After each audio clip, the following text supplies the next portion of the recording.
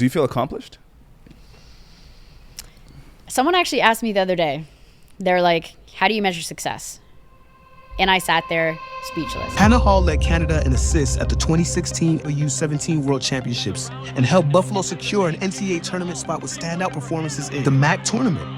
While excelling on the court, she battled and overcame anorexia, which she now talks about openly. Since graduating, Hanna recently joined Layup, a Toronto-based not-for-profit, where she's focused on breaking down barriers in sport and creating new opportunities for the next generation. So I looked at your LinkedIn. You still have the University of Buffalo photo up. You run an obscene amount of kilometers all the time. I see it in your stories. You are an athlete. You just recently came to terms with not being a hooper anymore. I think what allowed me to turn the page was that I gave myself the gift that I never really gave myself in college, of like loving the game that I fell in love with as a kid. Yep.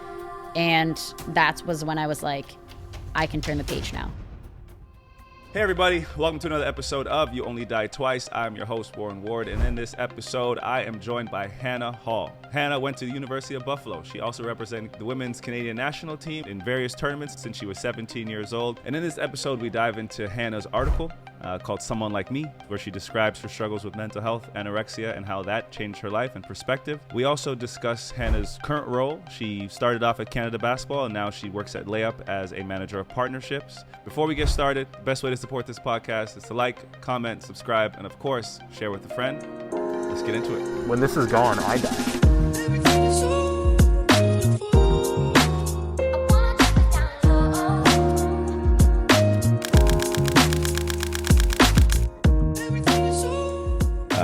One of the things I like to do is I like to start with why.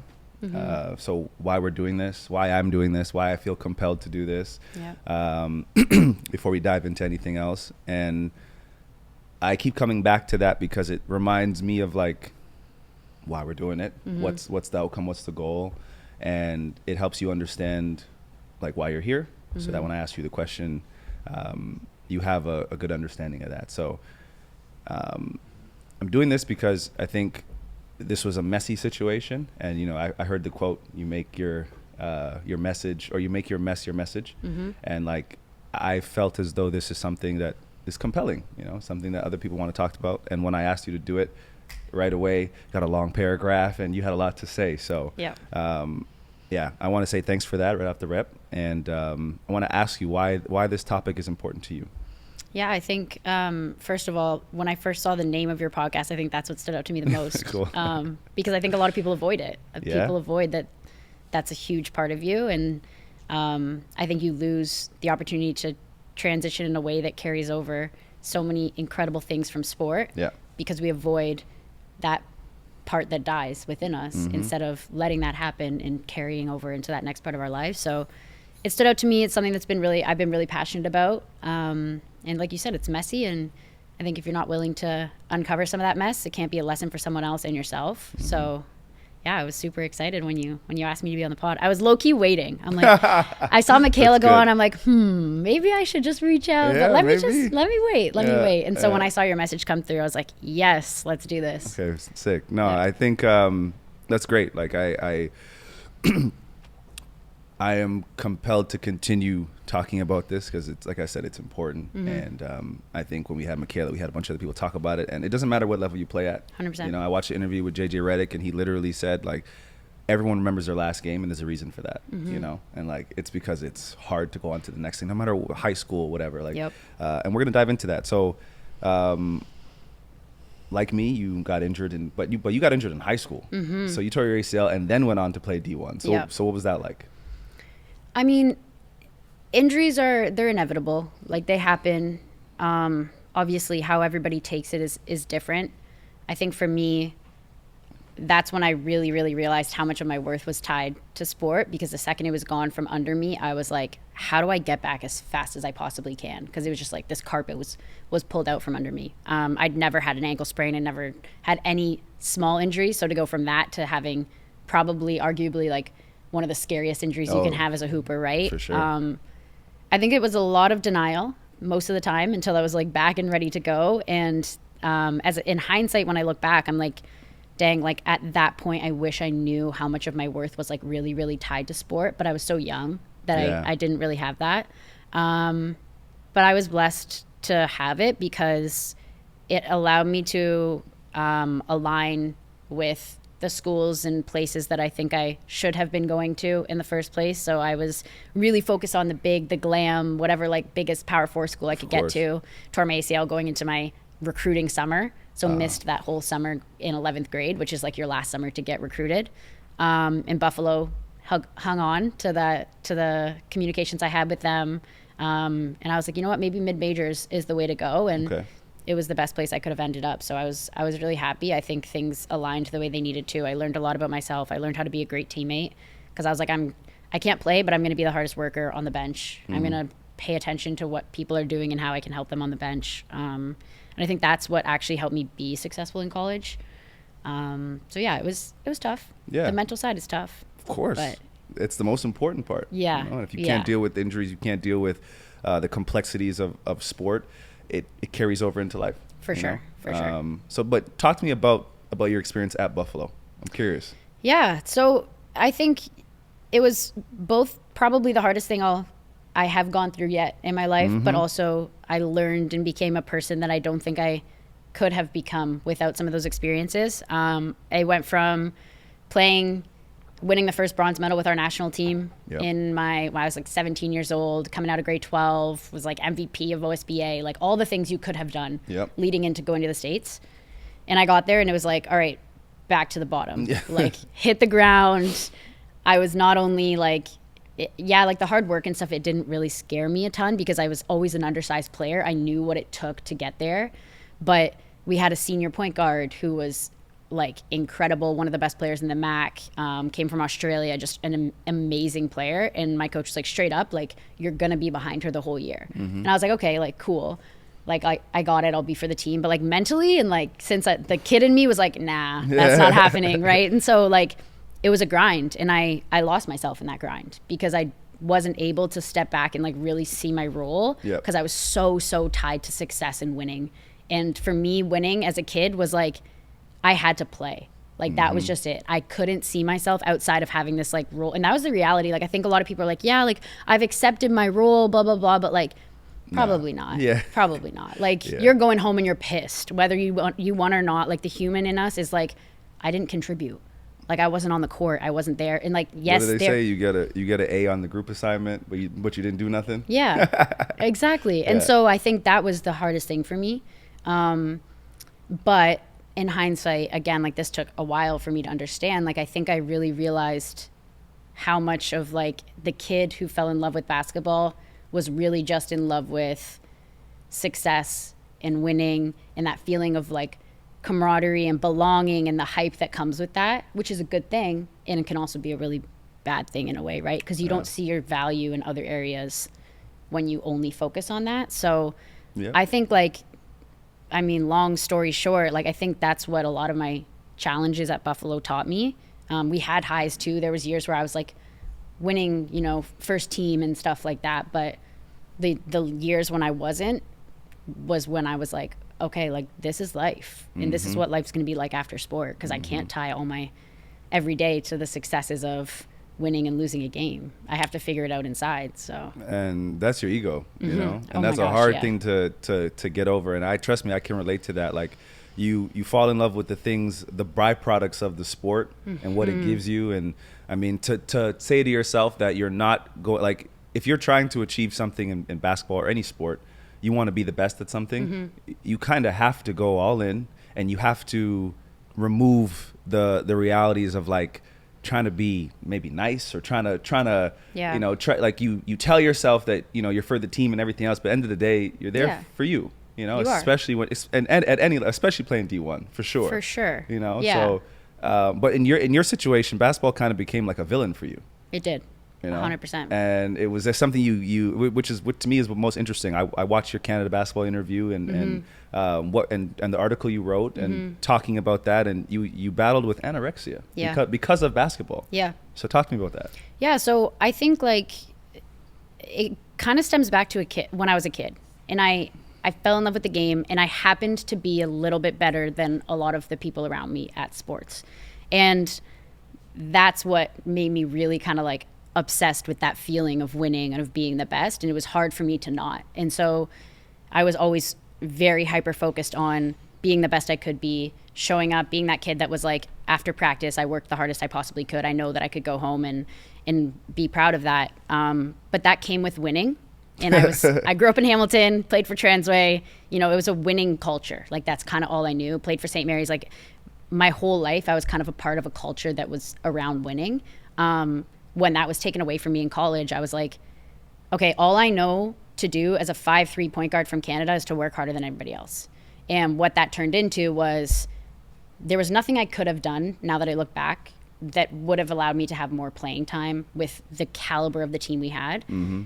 But I, at the time, was like, I'm going to work harder than everyone else. I'm going to, you know, take all of these controllables and be able to show up and be the best I can be. And that was, you know, over-exercising, over-training, under-eating, having like a super specific and picky diet, thinking that everything I do off the court is going to affect on the court.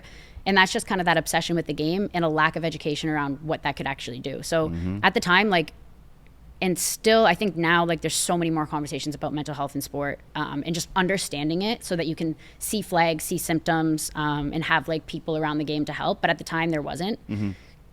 So for me, like, it went from a bit of a positive reinforcement around like, okay, like, I'm really fit. I can stay on for longer than a lot of people. I was playing really well in practice, to like, okay, this is working. And that slowly turns into a cycle of like continuing to try and do the same things, overtraining, over-exercising, not resting enough. And that quickly became like kind of a fixation around eating, training and performance. And within a blink of an eye, I was like 3 days away from being hospitalized because of how much I was training, and I was like pulled from the game. My coach was like, listen, like, I do not care if you never play a basketball game in your life. If you keep doing this, like, you are not going to be able to live. You're not going to be able to have kids. You're not going to be able to have a family. Like, let's take a second. And I was obviously very lucky to have a coach who cared. But my family, like, they're back home. Like, what is going on? Like, they didn't know, right? You're there by yourself. I'm there by myself. I'm a kid. Yeah.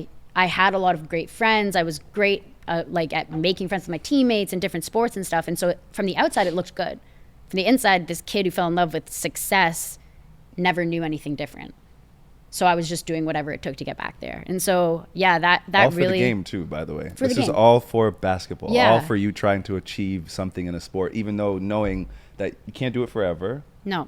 And it's going to end. No. Yeah, and exactly. you still did all of that to try and achieve that, because you think in your mind, because like you kind of have to, right? You kind of have to. It's the way that you achieve success. Everyone else says that. So it makes sense. Yeah. Yeah. Yeah. It was almost like a survival mechanism, right? Of like, this is what I have to do the only thing I've ever known. It's gone from me now. And my parents were great during my career when I was growing up, because they were they stood back and they're like, listen, like, whatever goals you have, we believe in you and we'll help you get there, but you have to show up for yourself. My dad's like, if you want to go at 6 a.m., best believe you're walking at 6 a.m. Like, you're going to show up. Like, I'm not going to gift you these things, like, because it's going to take a lot to get there. So you have to work for it.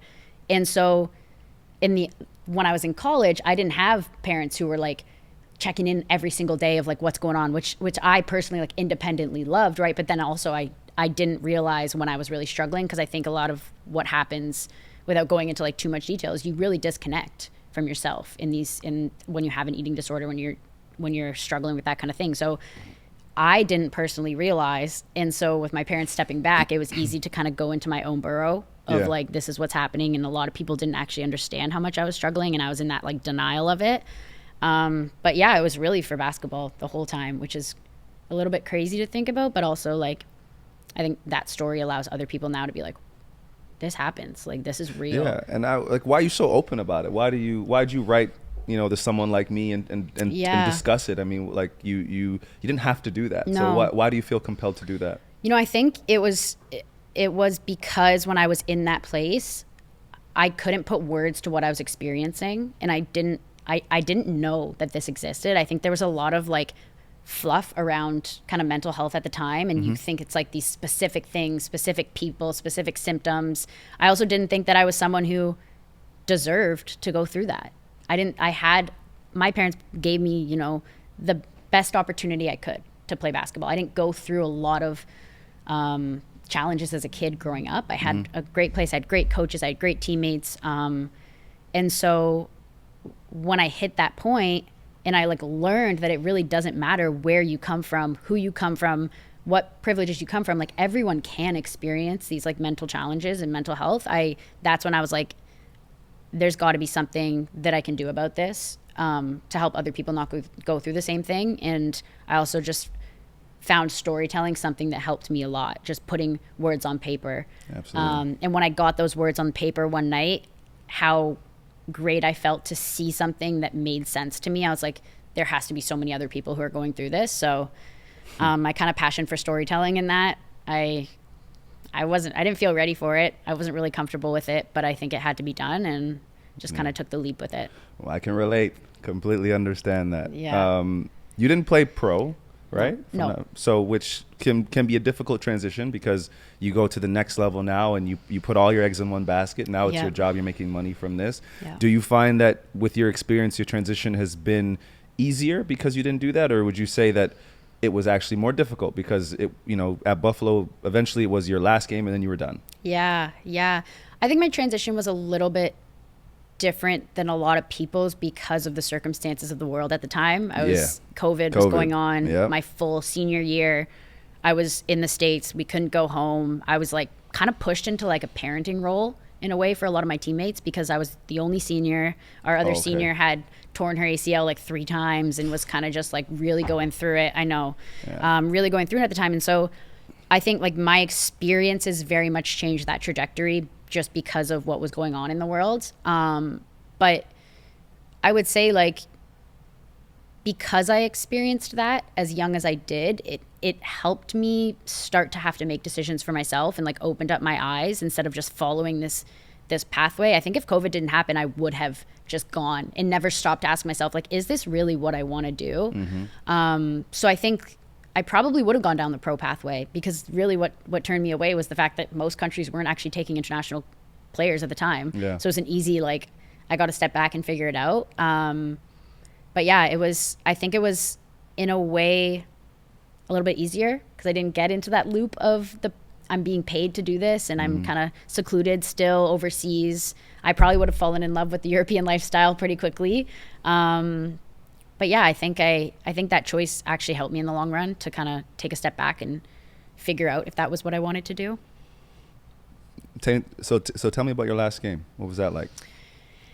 Geez, that was a good one because I actually haven't thought about my last game until you asked me that question because I think it was something that I was like avoiding for a long time. I knew deep down probably 3/4 through the season that something was off and I just wasn't feeling the same type of like passion and grit that I held myself to as a player.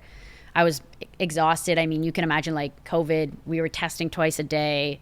We were having so many rules depending on what state we were playing in. We had to mask or not. And then half our team is out for one game and half our team's out for another game. And then our head coach is gone for that game because she had some contact with someone. So I think just that whole experience. And as young as I was, I didn't allow myself to like be a kid in that. I was like, okay, I gotta stand strong, gotta grow up. Like my teammates need me. I'm a captain. I'm, the only senior. So by the time I hit my last game, I was like, exhausted. Oh, you've been through so much I was already. Exhausted, yeah. But I didn't allow myself to experience that really throughout the season. I was just like, okay, show up, fake it till you make it, fake it till you make it.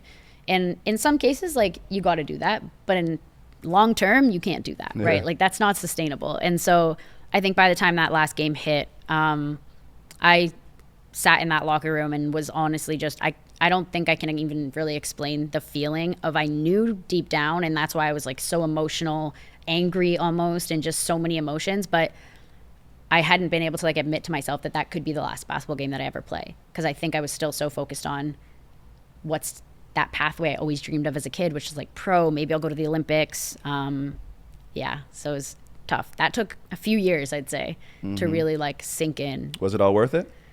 It was worth it. The whole journey? It was worth it. Yeah. I don't think I'd change it. And I know that's something that people say a lot, but I look back and I've started to find meaning and do a lot of reflection and ask myself some pretty hard questions of like those experiences along the way and what are the things I really learned through it. And now I get to do stuff like this.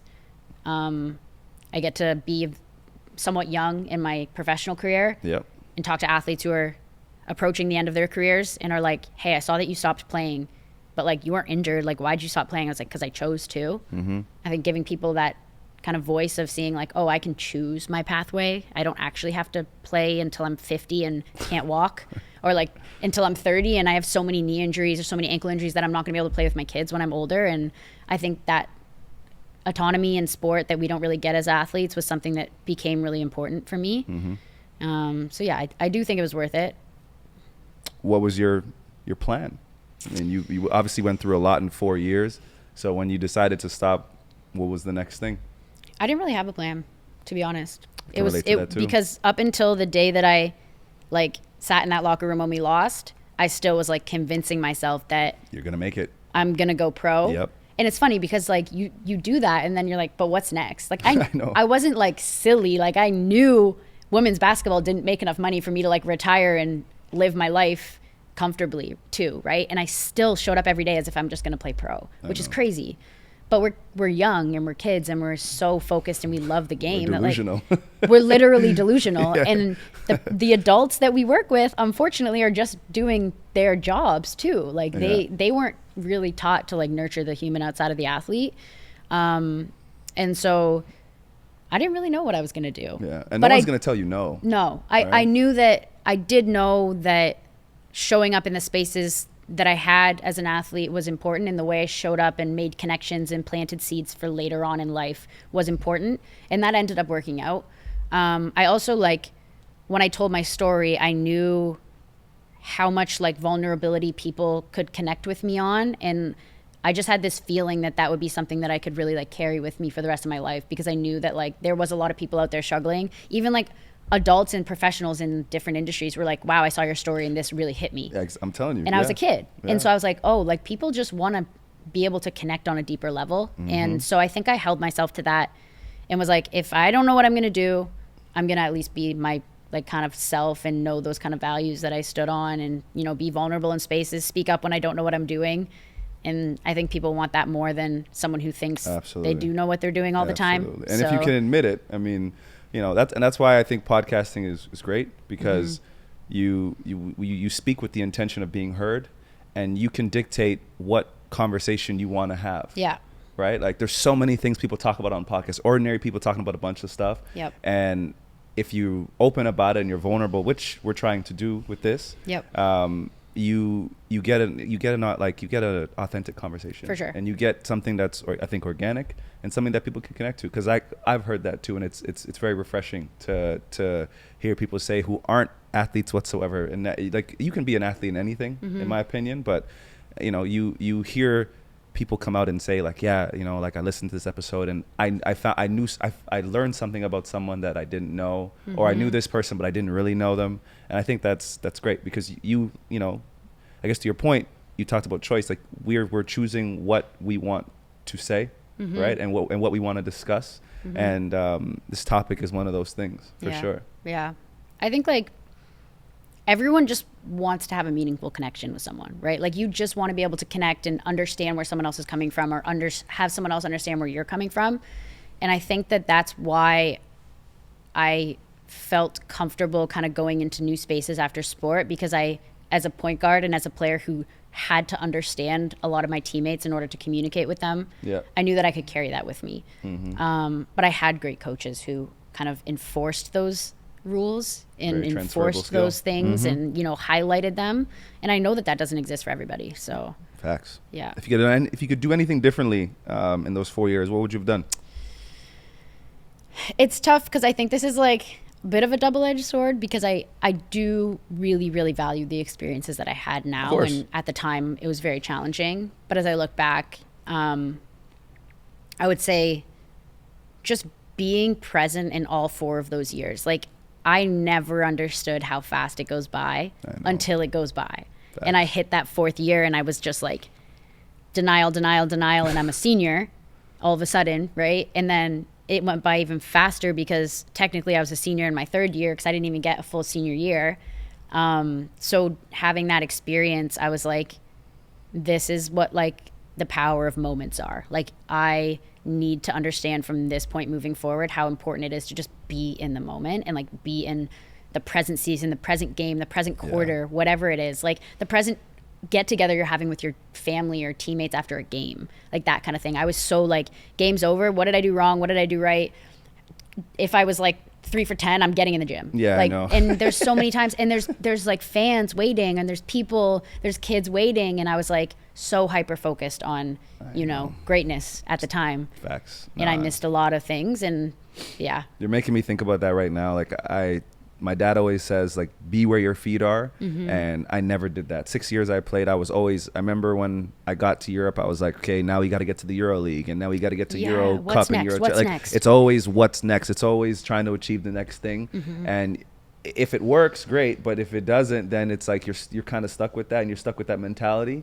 And if it's not translating into actual success for you, then it becomes very detrimental. Yeah. You know?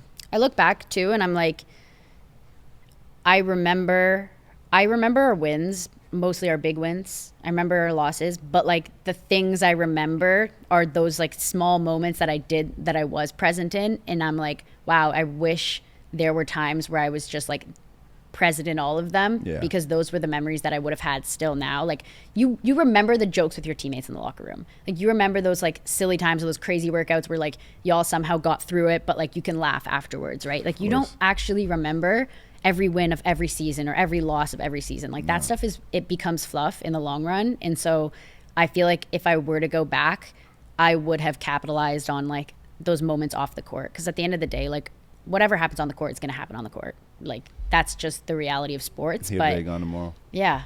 And so the stuff that you remember and the stories you tell are the stuff that happens off the court, the people you meet. So you mentioned in one of your YouTube videos, you tied a lot of your self-worth to your success. You still do that?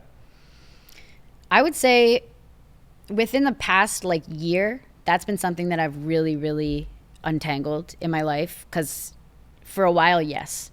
If I look back at my like transition out of sport on paper, it was like kind of perfect. Like it was, I walked into a job at Canada Basketball. Yeah. I was working on a business operations team. I never took a business course in my life. So with I got no to plan, learn. by the way. You did all this with no plan. No plan. Yeah. Someone reached out because they had seen my story. So I set myself up. I did set myself up for, you know, to make connections after. That was through, you know, telling my story and doing some stuff off the court. But I didn't have a real plan. And I think like because I like walked into that, I didn't have to do the work at the time of realizing how much of my self-worth was tied to winning and success in sport. And so I kept on that same pattern that I had as an athlete, because being in Canada Basketball, I'm like, okay, I can tie, you know, my wins and my self-worth to this event that I just pulled off, or this thing that I just did, or this merch line that I just launched, right? So it was these things that I could tie that to again, which was similar to as an athlete. And then I, you know, got a great job at the organization I'm with right now. And I was working in a program manager as a kid who had no business being there, with no kind of background in that. And then I started managing partnerships with no background again in business. And so I was really like tying my self-worth to that for a lot of the time, until I realized I kept looking like to what you said before. I'm like, what's next? What's next? What's next? I'm like, oh, WNBA Toronto's coming here. Like, all right, what do I got to do to get there? And like was really ready to like take these next steps. And I'm like, hold on, like I'm in a really, really incredible spot with my job right now. Like I'm, you know, working with youth, doing so many great things. And I did not feel like I was in a great place, because my worth was like next, check it off, next. And so really in the last like year, I've been like, put your feet down and be where they are. Because if you're not, like, I was missing so many incredible opportunities to like meet people in the space I'm in right now. And all of a sudden, like when I had that change of mentality and perspective, like floodgates opened of people, connections, community, like meaningful interactions. And I was feeling the work I was doing, and I'd never really experienced that. And I realized that that was something I missed for most of my athletic career too. I never really experienced those wins, because I was always like, cool, but what's next? Yeah. The journey, essentially. Yeah. How'd you get the job at Canada Basketball? So it was through, I had reached out, or sorry, they had reached out to me after they saw my story that I did, and just said, like, this is awesome. Like, we supported. I was still playing with them at the time too. Okay. So I had played while I was in college for a couple of their Pan Am cycles. And they were like, we want to be kind of like a platform for you if you want to continue to do this, continue to tell your story. And then they were like, we actually also have like an internship opening up if you want to do it. They got a new CEO at the time, Michael Bartlett, who's there now. And he was like, one of my goals while I'm here is to be able to help athletes who have played at Canada Basketball now be a part of it, because that was something that's been missing from there for so long. There was like a lot of athletes who transitioned out of sport, and you just kind of lost connection with CB. So it was like, how do we change that? I straight up told him, I'm like, listen, I have no experience in this. I have never taken a business course in my life, whatever. And he's like, but you have these athletic things and like you've so many experiences. So like, let's try it out. And it counts for something. It does. It does. And he saw that. So I was very lucky that like someone else saw that when I didn't necessarily see it. But I just kind of worked out that way. And I ended up staying there while COVID was still going on. But then I hit my ceiling. And I was like, all right, what's next? And found myself looking for something new, and then you found it. What do you do now? So I'm working for Layup now, managing our partnerships. I actually shout out Michaela. Yeah, shout out Mick, shout out Chris. Really, really cool team. Yep. But I actually like up and moved from Hamilton when I was still with Canada Basketball. I was obviously just trying to find something new. Moved to Toronto. I knew about Layup, but not really. And I worked one summer with them part-time, like on the ground in their programming. So I was like doing admin work with the kids and really got to see what they do behind the scenes, feel the impact of like these different kids. So once I saw that, I was like, I want to be here. Like, this is really special. But yeah, Layup runs cost-free programs in like 13 different neighborhood improvement areas in Toronto, all across the board, like working with kids to provide better access to sport, working on some policy changes around gym space and really getting more kids in the gym. Basketball is a huge sport in this city and in this country, but accessibility to it is actually something that's like very low and very minimum. Tell me about it. So yeah, we're just trying to like change a lot of that work, changing some of the conversations around that, and then also providing like coach development for kids who come from these neighborhoods too, trying to figure out how they can get into the industry around the game, and using basketball as kind of that conduit to do so. So giving some skills and just helping them understand the skills that they already have and how they can show up. Because a lot of these coaches show up and like they're incredible. They already have leadership skills. They already have, communication and this great like collaborative skills that a lot of them just don't see in themselves. So just using that as kind of a model for them to pick some different pathways in their life. And yeah. Do you feel accomplished? Someone actually asked me the other day, they're like, how do you measure success? And I sat there speechless. I was like, that's actually a great question, because that's something I really need to work on. I haven't figured out. That's honest. I think how to properly measure what success looks like in my life now. I've started to feel that a lot more now that I've taken some of my self-worth out of all of these like big flashy things. Yep. So I'd say, yeah, right now I do. I feel very accomplished because for the first time in a very long time, I am where my feet are, and I can feel some of those things. I'm taking time to celebrate these wins and celebrate daily wins, like celebrate smaller ones, which has helped me feel a lot more accomplished. But it is funny you ask that, because 2 weeks ago, someone asked me, like, how do you measure success? It was someone who's coming in to run a program for us. And I'm like, designing the program and everything. And then he asked me this and I was like, whoa, you're not supposed to be talking to me about this. Like, I don't really know. And so it's crazy though, because I feel like until that moment, I actually didn't. It's a tough one. Yeah. How to measure success, because I was actually telling Rachel this the other day. Like, I felt a little, like I felt not unaccomplished, but I was like trying to get to the next thing and not being where my feet are all the time. So it's it's hard. But like, if that's your mentality, then it's kind of hard to change. That's why I asked the question, because I wanted to know how you view yourself, how you view success, because you're obviously open about talking about your feelings, and you're putting yourself out there, which I said is very commendable. But how you view where your feet are is very important, and it's going to help you get to where you want to go to next. And I often find if I don't give myself a reminder and give myself some grace, then it becomes very daunting. And it's very easy to see what I'm not doing, or like how to make this better, or how to do anything better. Like, I'm very critical of myself. So it's a long-standing battle. For sure. So I think success is grace, is what I think it is. Being able to give yourself a little bit of grace every now and then. And I say that reluctantly, because I don't do it all the time.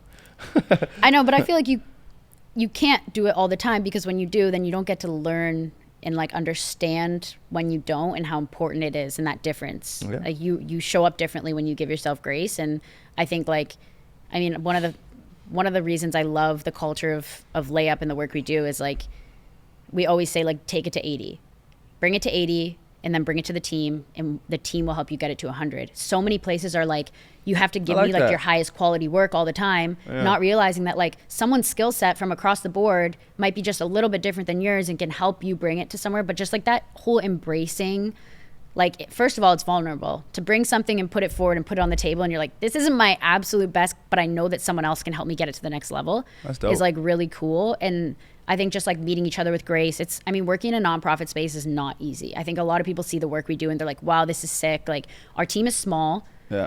And we work with a lot of youth from across the city. So we're facing the challenges and barriers of like getting kids on board and whatnot. And I think like some people forget like how hard that type of work is. So like grace is something that we have to live on, right? Because it's literally every single day, something's probably going to drop. Yeah. And if you're mad, 80, like all you're dope. doing is like putting up a wall and then like breaking communication with the team and stuff. So yeah, I love that. I think grace is definitely success. I love that. Bring it to 80. I'm definitely using that. That's Take dope. it to 80. Perfect's the enemy of the good. Perfect's the enemy of the good. How much of your identity is tied to being an athlete? You know, and before you answer that, I want to preface this. I looked at your LinkedIn. You still have the University of Buffalo photo up for sure in your jersey, which is dope. You ain't changing that. Your LinkedIn has your basketball on it. You run an obscene amount of kilometers all the time. I see it in your stories. Yeah. You are an athlete. You know, like I put my arm around you over there. Your shoulder's strong. Like you definitely lift. Have to. So how much of Hanna Hall is still an athlete? How much of your identity is still tied to that? I would say a good amount. What's a good amount? But I think, I mean, Specifics here. Specifics. I'll work backwards. So I think when I transitioned out of sport, I was very, very focused on like, how can I feel like I'm still an athlete? So I was like, you know, working out all the time, running all the time, doing these things, but I wasn't enjoying it. I kind of hated it actually. And I always like loved moving my body as a kid. I was one of those kids that my mom's like, please go outside. Like stop running around, like go outside, figure it out, like play with kids in the neighborhood, whatever. And so I had always been an active kid. And so when that was gone for me, I was like, oh my gosh, like what am I going to do? So I was just, you know, working out, staying busy. But I didn't like it. Like I didn't like moving my body. I wasn't having fun. I was kind of doing it because I was trying to fill a void of what it felt like to be on the court for 6 hours a day. But what you're missing in that is you're missing 6 hours. Damn. Yeah. Yeah. It was wild over there. Well, we would be in the mornings in like the gym. Oh, okay. Then we'd be shoot around. Then we'd have our 3-hour window of practice. Then you'd have whatever else after. So yeah, it was a long day. But I think I continued to fill that void for a long time. And then what I realized is like, why I wanted to fill that void, which is like well-being for me has always been a core value. Like I've always wanted to focus on, I've had people in my family who've had like health conditions and stuff like that. So being active and being healthy has always been a core value of mine. When I switched that mentality of like, I'm doing this because my well-being and my long-term health is important to me, I started to love moving my body again. That's why I run now. Like I love the community of running and doing it with people and with friends. And that's something that I really like missed as an athlete. So yeah, I think my values, or sorry, my self-worth was tied to being an athlete for a long time. But the switch that really helped me was like a value and something that I can show up in a lot of different places is actually just well-being and is actually just like living a long and healthy life. And that allows you to show up so much differently. It's beautiful. Yeah. So love that. Love that. Yeah. On our call when we spoke earlier, you talked about you just recently came to terms with not being a hooper anymore. Yeah. Yeah. So we talked about identity a little bit. What does that mean? I mean, this is a little bit personal to me because I was always one of those people who was like, I'm all in or I'm all out. Like I can't do the whole like dip my toe in the water. And I think I'll get there eventually to be able to pull up to runs and not go so hard that I can't walk the next day. But like that happened to me. Me and Tristan played the other day. Tough. My Achilles is cooked because basketball is not a sport that you can just like jump in, jump out. Cooked. Like my old ass, man. I'm toast, man. I'm limping right now. Like you can't. Yeah, but I think So Hoop Queens, shout out Kisa. Yeah. Incredible work. I wish that was something that would have been amazing to have come back and play during summers, go back to school. But I think what allowed me to turn the page was that my last experience playing was not a good one. Like tying up my shoes for that last time, I didn't have a great game. I wasn't really playing well. I didn't feel like myself, and all of that was not a good one. So an opportunity to play with, you know, people I love. I got to play with my colleagues, Mick and Bree, and to play with them and to have that was probably the first time since I was a kid that I felt free on the court and just could do whatever I wanted, have fun. It's a lot more enjoyable now too, right? A lot more enjoyable. Yeah. Even though it hurts, it's definitely enjoyable. It's definitely enjoyable. And I think, I had to kind of like train for it. I had to get my shots up because I didn't want to show up in Hoop Queens. I couldn't be showing up in like 5 for That's 20. the athlete in you. No. You still got to let people know where you stand. Exactly. Trust me, I still do that Especially too. with like young kids now who are playing. I'm like, hold on. They be talking just a little too much. Yeah. You know? So I think after I had that experience though, I was like, I gave myself the gift that I never really gave myself in college of like loving the game that I fell in love with as a kid. Yep. And that was when I was like, I can turn the page now. Absolutely. And be okay with it. Yeah. I didn't turn the page on like a Achilles or anything crazy, which happens to a lot of people. So I was like, on my own terms, I can now move forward and like start to really find meaning in life outside of sport. Man, a successful day for me because I play every Friday, me and my boys, and like leaving the court the same way I came on it. Successful day. I could go 5 for 46, which I did on Saturday. I couldn't hit anything. Yep. And like, I'm fine as long as I leave the same way I came. It's a very successful day. Yeah. You showed up, you moved your body, you got a good workout in. Yep. Yeah. Closed all my rings on my Apple Watch. Boom. Life's good. Right? You know? Yeah.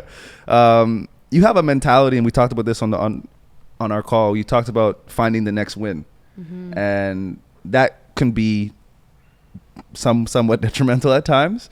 How has that influenced your personal growth, and how are you finding your wins now? I think this has changed a lot in the past kind of couple of years, 100%. And I think, like I was mentioning before, it was really, really tied to like winning was big and flashy. And, you know, like as a kid, winning is as an here's adult, this gold medal. Yes. As an adult. Yeah. But like, since we started playing, like that was how we learned success in sport. Absolutely. And so I was like continuing to live that out. And then I kind of hit the gutters of like, I'm working in a great place. Everyone is telling me I'm doing great things. I know. And I just looked in the mirror and was like, why do I not feel this? Like, why do I not feel like I'm doing great work? That's so real. And it is. Yeah. And like, we don't really talk about it, but I woke up in the morning, I'm like, I'm not really motivated. I wasn't enjoying things anymore. I kind of like was really in the gutter. And then one of my friends who does a lot of work with other athletes, does a lot of work around like core values.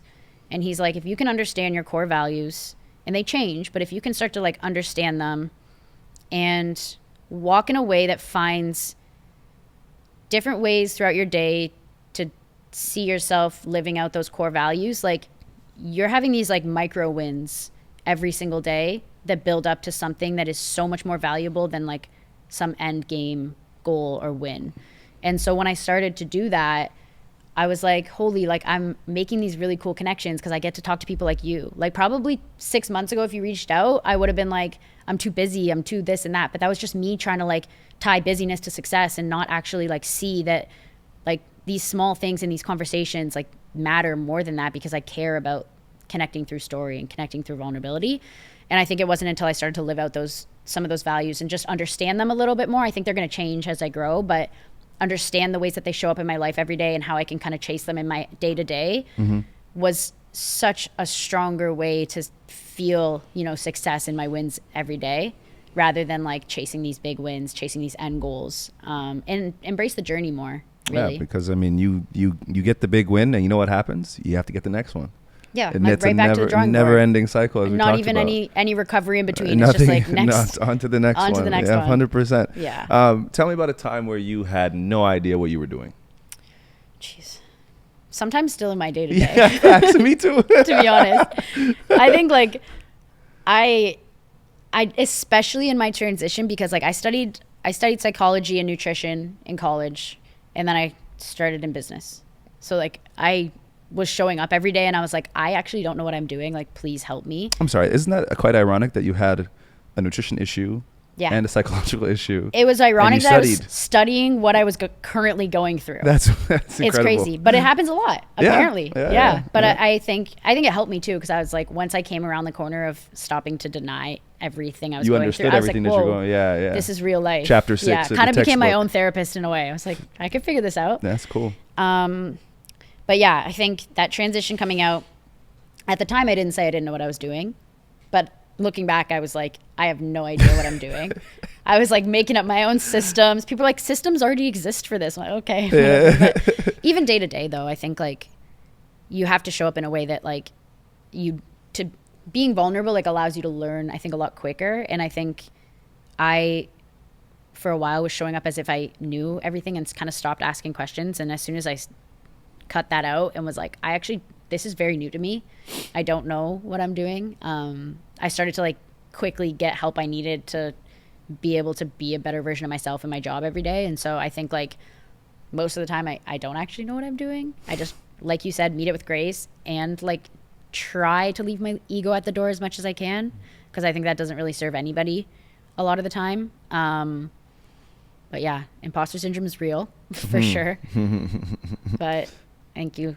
Everyone's kind of, I actually heard this quote where he was like, it's not always imposter syndrome. Like everyone is a beginner at some point. And so like we see when we feel like a beginner, we're like, oh my God, I have imposter syndrome. I'm not supposed to be here. But like literally every single person has to be a beginner. You can't start something without being a beginner. So I think just like changing that mindset a little bit too was really helpful. But yeah.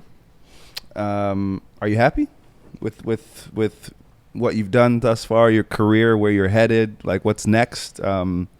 Are you happy with everything when you look back at it? Yeah, I would say I am. I think I worked really hard, and I did, because of my struggles, a lot of like that happiness didn't actually come easy for me. I just had to really dig deep to figure out what made me happy, and the people and the connections and the community and those like core values that aligned with who I was. But I can definitely say that I'm in a place now where I put my feet on the floor every morning and I'm like, today's exactly where I'm going to be. Tomorrow might not happen, but like if I can just live out today and be present in this moment, like that's where I've started to really find that happiness. So yeah, I think that's been a really full circle for me in the past little while, because I've been able to be a lot more present in where my feet are, and yeah, felt a lot more happiness along the way.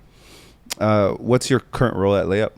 Manager of partnerships. Okay, I don't know if you answered that already. I think I did, but briefly. Okay. And how'd you get that position? So I was working as their program manager. It's actually a funny story. So we were at a coach training when I was just working as like admin on the ground in the camps and stuff. We do a coach training every year where we bring all of our coaches in. Michaela runs them through like a lot of our evidence-based programming, helps them like understand how to just develop a gym space that kids feel safe and feel like they belong in. So I was a part of that from the receiving end. And then Chris, our executive, we were doing one game where I think it was like elbow shooting or something with people, and I of course couldn't lose, so I had to cook in that game. And then Chris is like, "Wow, like you hooped too, like you really hooped," and I was like, "Yeah, I played in the States, whatever," and told him a bit of my story. No big deal. So I told him a bit of my story, and I think he saw, a version of me at that time that I hadn't yet really seen in myself, and he's like, we have a job for you here. Were you at Canada Basketball at this time? Or I was done with Canada Basketball at that time. I was just working part-time with Layup. Didn't know anybody there. The first time I had met Michaela. And he's like, we have a job for you here. And that was cool, because I think that was like a time where I'm like, you're crazy. Like, I don't really know what you're talking about. I'm like, I don't know what I want to do yet. And he was like, if you kind of buy in, like there's a space for you here to like help us change this like future of access to basketball for kids. And so they offered me like the program manager job. So we're just running a few of the programs, kind of developing some systems around programs and stuff. Again, I had no idea what I was doing, but just was able to figure it out as I went and learn as I went. And then naturally, just because of the people I know from the basketball industry, like partnerships was kind of became my thing. With just connecting with people from the States and bringing more people into the space that Layup was working on. So then we kind of like just put me into a manager of partnerships role. And you love it. I love it. It's great. I get to connect dots for a living. Dope. Between people. So, yeah. If you were to if this version of you were to meet yourself in 10 years, what would you say? And where would you hope that person is in life? This is hard because I think I would say I would thank myself for being where my feet are. Because I think if I do that until then I will be whatever version I'm supposed to be at that point. That's a bar. Because I think like life changes every day. Like life changes every single day. We saw it with COVID. Like all reality pulled out from under us. Like if I know where I'm supposed to be in 10 years, then I'm planning something out that might not be right for me. So I think like, thank you for being where your feet are is exactly what I would want to say to myself in 10 years. And that means I've lived out kind of those values along the way. And exactly what you were supposed to do. Mm-hmm. Beautiful. Well said. I want to end on that. Play a game. Okay. It is called 4-3, which is what you did. You shot a lot of threes. So I definitely did that. you can answer any of these questions in one word or one sentence. Ooh. Okay. First one is, better yet, are you ready to play? Yeah. Okay, cool. Let's do it. First one is, basketball is. Go ahead, finish the sentence. Fun. Hanna Hall is. Finish the sentence. A leader. The most important lesson I have learned thus far in my life. Finish the sentence. Self-worth is not tied to success. Well done. Well done. Well done. Hanna Hall, no marathons here today. Nope. Thank God. Just want to say thank you for taking the time and being open and honest and voluntarily sending me all of your YouTube videos and articles so I could read them and understand you. Okay, I got a lot of baggage. You got you got to understand it. Understand you prior to this episode, which was great. I wanted to invite you here because I felt as though your story's interesting. It's very captivating. You're not someone who went on and had, some long prestigious career and, in terms of basketball, but you still carry those things with you. You still were affected by the game, and basketball almost took you out, Yeah. So Yeah. I just want to say thank you for sharing that. It definitely resonates with me, and I think it resonates with other people and people who are going to hear this. As I said, when you speak, you should have the intention of being heard, and that's what this podcast is about. And I hope when people listen to you, they hear what you're saying because you have a lot of great things to say. So nothing but success for you. Glad you're able to do this and keep on running. Just don't ever invite me. We will get you out there. Don't We worry. will not But thank do you that. for having me, and thank you for creating this space. I think we wow. can't learn from those lessons through sport if we don't have these conversations. So Absolutely. appreciate it. No doubt. Hey, if you like this episode and you want to learn more about Hanna's story, she has an article called Someone Like Me. You can check out the links below. They're all there for you. See you in the next one.